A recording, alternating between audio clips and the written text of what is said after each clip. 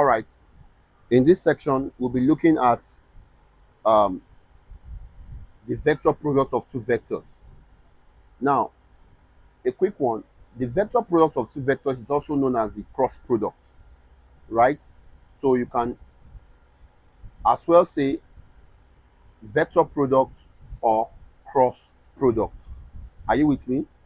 So that's what I mean by writing cross product of two vectors A and B. It's the same thing. The vector product and the cross product are the same.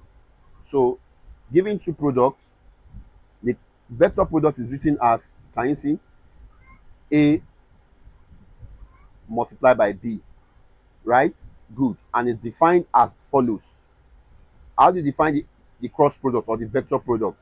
It is defined as A times B, which is equals to the modulus of A multiplied by the modulus of B sine theta multiplied by the unit vector. One thing you have to take note is that this is the formula for finding the cross or the vector product of two position vectors. Are you with me now? Good. So cross product.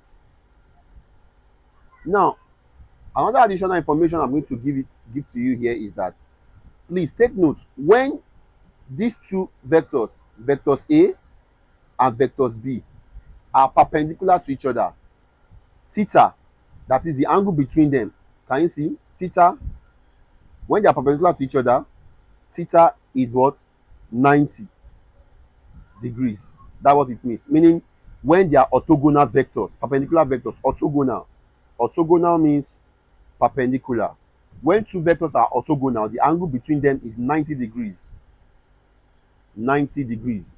So that makes this to be what? Sine 90, which is equivalent as 1. So this is what I'm trying to write by telling you that if A is perpendicular to what? B, then A multiplied by B, which is the cross product, will give us the modulus of A multiplied by the modulus of what? B. That is all. Are you with me now?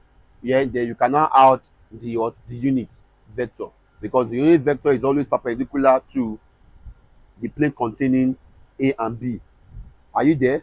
So now this is the formula for finding orthogonal vectors. This mark being marked red. The formula for finding orthogonal vectors, when you are looking for the formula for finding, the cross vectors of two vectors that are orthogonal. So this is what to always what use. Are you there now? Good.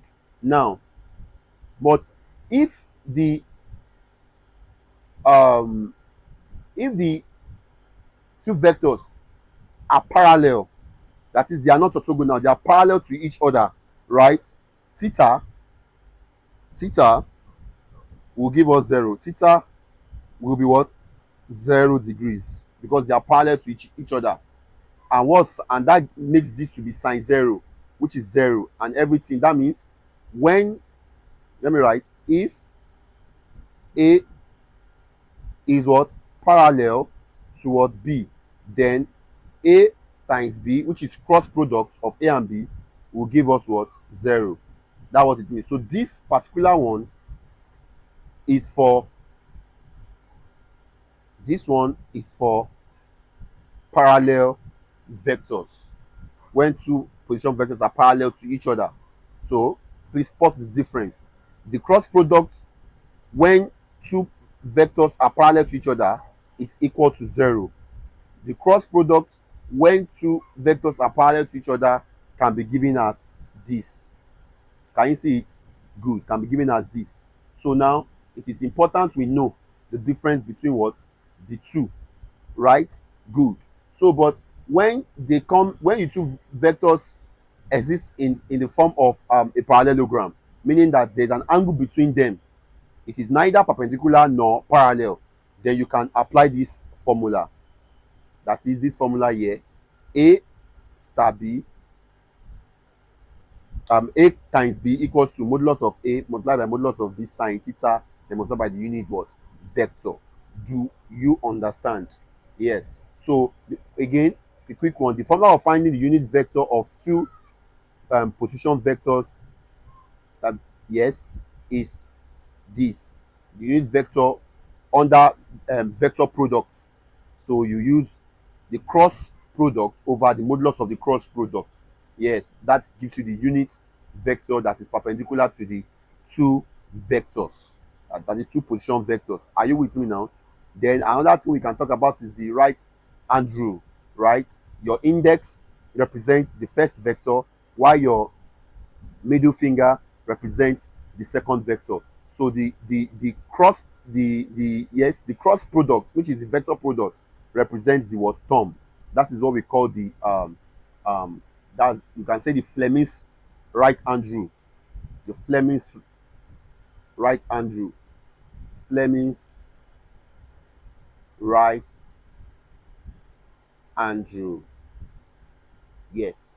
So that is also used to determine the what vector product, or the cross product of two given vectors.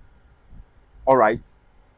So we have come to the end of today's class. Thank you for your time, and you have a wonderful day.